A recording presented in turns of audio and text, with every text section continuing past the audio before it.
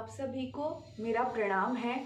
और मैं आज बिना कुछ भी इधर उधर की बात किए बिना आपसे अपनी पिछले वीडियो में मैंने बताया था कि भगवान श्री राम ने सबरी माता को नवधा भक्ति के बारे में बतलाया और उस नवधा भक्ति से उनको कितना कुछ ज्ञान प्राप्त हुआ, ये मैं आप लोग को बतलाना चाहती हूँ। और मैं आपसे ये भी बताना चाहूँगी कि हमारे आज की लाइफ में जो बहुत ही परेशानी भरा होता है, हम हर दिन किसी न किसी चीज़ को लेके परेशान होते हैं और हमको सिर्फ तब एक ही कोई दिखाई देते हैं, तो वो सिर्फ भगवान है कि भगवान हमारी लाइफ में सब कुछ ठीक कर देंगे। मैं आपको बतलाना चाहती हूँ कि भगवान से हम बहुत कुछ चाहते हैं अपने जीवन में कि भगवान हमारी ये परेशानी दूर कर दो, ये ठीक कर दो, लेकिन क्या जैसा भगवान चाहते हैं हमने कभी भी कुछ भी एक चीज़ भी ऐसी की है अपनी लाइफ में, तो वो भी इम्पॉर्टेंट है कि हम भी भगवान को प्रसन्न करें अपने कर्मों से, अपने आचरण से, वो ज़रूरी है। तो मैं आपको आज नवधा भक्ति के बारे में बतलाऊंगी। तो भगवान श्री राम ने सबरी माता से कहा, नवधा भक्ति कहूँ तो ही पाई, सावधान सुनु धरु मन माही, प्रथम भक्ति संतह कर संगा, दूसरी रति मम कथा प्रसंगा। अर्थात मैं तुझसे अब अपनी नवधा भक्ति कहता हूँ, तू सावधान होकर सुन और मन में धारण कर। पहली भक्ति है संतों का सत्संग, दूसरी भक्ति है मेरे कथा प्रसंग में प्रेम। अब यदि हम बात करें कि मैं आप लोग को ये पूरा सुनाऊं, इसके जो दोहे हैं, तो ये शायद आपको ज़्यादा लंबा लगे, तो मैं आपसे सीधे मैंने अपने प्रथम पार्ट में आपको बतलाया ये चीज़ कि ये दोहा में उन्होंने क्या कहा है। तो मैं आज आपको सीधे पूरी स्टार्ट फर्स्ट टू लास्ट आपको पहले से 9वें तक के नवधा भक्ति के बारे में बतलाती हूँ। उन्होंने सबसे पहले कहा कि संतों का सत्संग करो, आप अच्छे लोगों के साथ रहिए, ठीक है। सत्संग, संतों का संग, ठीक है। जो हमारे गुरु हैं, जो हमारे आइडल हैं, हमें उनका संग करना चाहिए। हमें हमेशा अपने जीवन में अच्छे लोगों के साथ रहना चाहिए, क्योंकि हम अगर गलत लोगों के साथ रहेंगे, गलत लोग का संग पकड़ेंगे, तो हम अपने जीवन में वैसे ही गलत काम करेंगे। यदि आप नहीं भी हैं तो आप बन जाएंगे, ठीक है। तो हमें अपनी लाइफ में हमेशा अच्छे लोगों का संग रखना है। दूसरा उन्होंने कहा कि मेरी कथा प्रसंगों में प्रेम। भगवान श्री राम कहते हैं कि मेरी कथा प्रसंगों में प्रेम रखना। जैसे कि अगर मैं इसको एग्जाम्पल के साथ बताऊं, तो हम लोग बहुत बार भगवत गीता में जाते हैं जहाँ पाठ होता है, तो क्या हम कभी भी अपने मन से वहाँ पे बैठते हैं? मतलब हम सुनते तो सब हैं जो वो कथा बतलाते हैं संत जो हैं, लेकिन हमारा मन हमेशा अलग अलग विचारों में दौड़ते रहता है, कभी घर में, कभी बाहर के कामों में। तो भगवान श्री राम कहते हैं कि मेरे कथा प्रसंगों में प्रेम रखो। आप अगर बैठे हैं कोई कथा सुनने, तो पूरे मन के साथ उनके कथा को सुने। भगवान श्री राम कहते हैं अभिमान रहित होकर गुरु के चरण कमलों की सेवा। तीसरा उन्होंने बताया है कि अभिमान रहित होकर गुरु के चरण कमलों की सेवा। हमें कभी भी अपने जीवन में अभिमान नहीं करना चाहिए।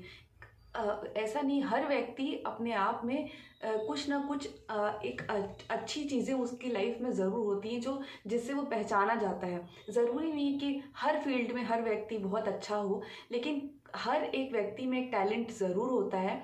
तो कभी भी उस व्यक्ति को अभिमान नहीं करना चाहिए और अपने गुरु के चरण कमलों की सेवा करनी चाहिए अभिमान रहित होकर।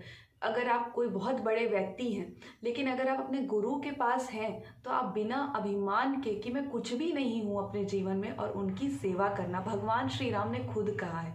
तो मैंने आपको ये 3 बताया। उसके बाद चौथा है कपट छोड़कर मेरे गुण समूहों का गान करना।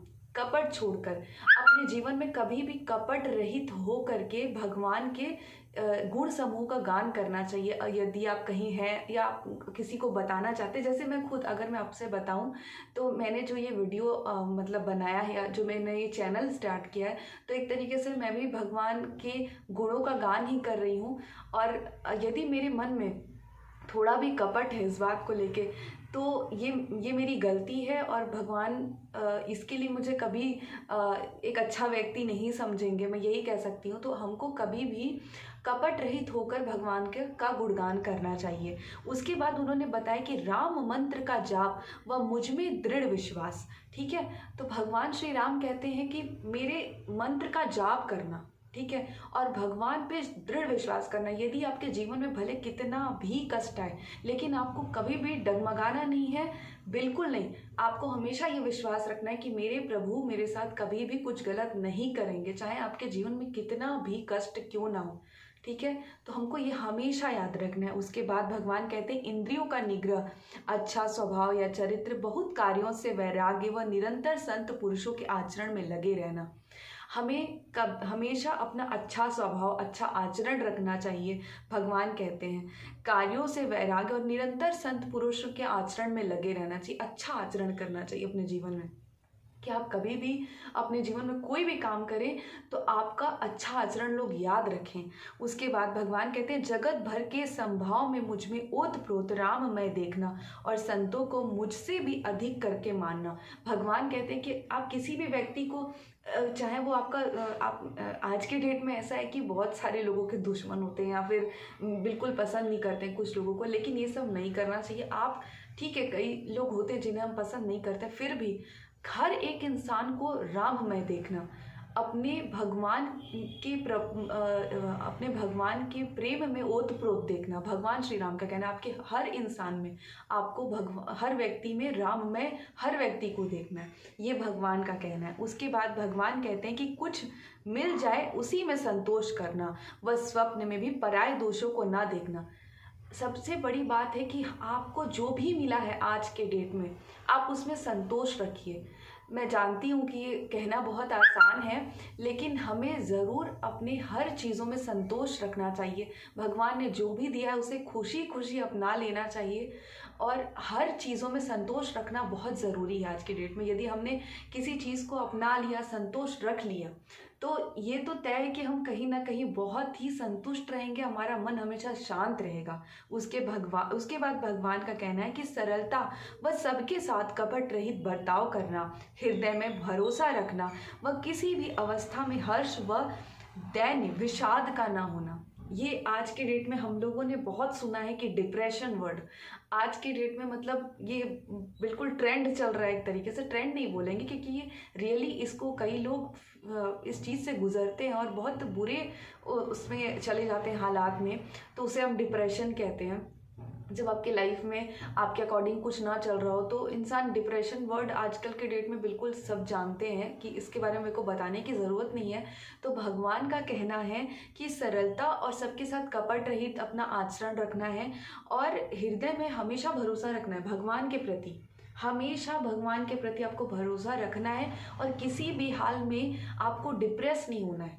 भगवान खुद कहते हैं आपको सिर्फ एक काम करना है कि भगवान जी के ऊपर पूरी तरीके से, पूर्ण रूप से विश्वास रखना है। आपकी लाइफ आप देखिए कितनी अच्छी हो जाती है। मैं जानती हूँ कि आज के डेट में बहुत सारे लोग परेशान चल रहे हैं, दुखी चल रहे हैं, तो ये नवधा भक्ति आपको ज़रूर पता होनी चाहिए। और मेरा आपसे हाथ जोड़ के निवेदन है कि आप ज़रूर अपनी लाइफ में से, अगर आप ये 9 में से भी एक अपने जीवन में अपना लिए, तो आप खुद देखेंगे कि आपकी लाइफ बहुत इजीली बहुत अच्छी हो जाएगी, और इसमें कोई परेशानी भी नहीं है। और आपको सोचिए, भगवान, हम सोचते हैं कि भगवान हमारे साथ ये अच्छा कर दो, वो अच्छा कर दो, लेकिन क्या हमने कभी कुछ अच्छा किया है? ये ज़रूर हमें सोचना चाहिए। और ऐसा नहीं कि बस 1 सेकंड के लिए कुछ अच्छा कर दी और सब हमने तो बहुत अच्छा काम किया, ये नहीं। आप उसको अपने आचरण में लाइए। तो ये नवधा भक्ति आप ज़रूर सुनिए और सुनाइए अपने जितने लोग हैं उनको, और आप ज़रूर बहुत अच्छा अपने मन को बहुत शांत फील करेंगे। और आपको पता है, भगवान श्री राम ने फिर सबरी माता को ये भी कहा कि आपको तो किसी चीज़ की ज़रूरत ही नहीं, क्योंकि आपके पास ये नवधा भक्ति, जो है नवधा जो भक्ति है, ये आप में निहित है। ऑलरेडी आपने इन नवों को पा लिया है। तो मैं इसके अपने अगले वीडियो में आपको बताऊंगी कि किस प्रकार फिर भगवान श्री राम ने और जो है सबरी माता को बताया उनका उनके मतलब जो भी अच्छी चीज़ें थी, और जो उनकी मलिन जाति को लेके सब उन्होंने उनको ताना मारा ये वो, तो वो जो भी सारी चीज़ें थी भगवान श्री राम ने कैसे एक ही क्षण में उन सब चीज़ों को उनके मन से दूर कर दिया। तो मैं आशा करती हूँ कि आपकी लाइफ बहुत अच्छी जाए और आपको इससे बहुत सारी चीज़ें सीखने को मिले। इसी के साथ मैं अपना अगला वीडियो बहुत जल्द आपको फिर से बताऊंगी सबरी माता के बारे में कुछ और ज़रूर आप नवधा भक्ति को अपने लाइफ में उतारिए और आप देखिए कि आपकी लाइफ बहुत बहुत अच्छी जाएगी। और आप सबको पुनः मेरा बहुत बहुत प्रणाम है।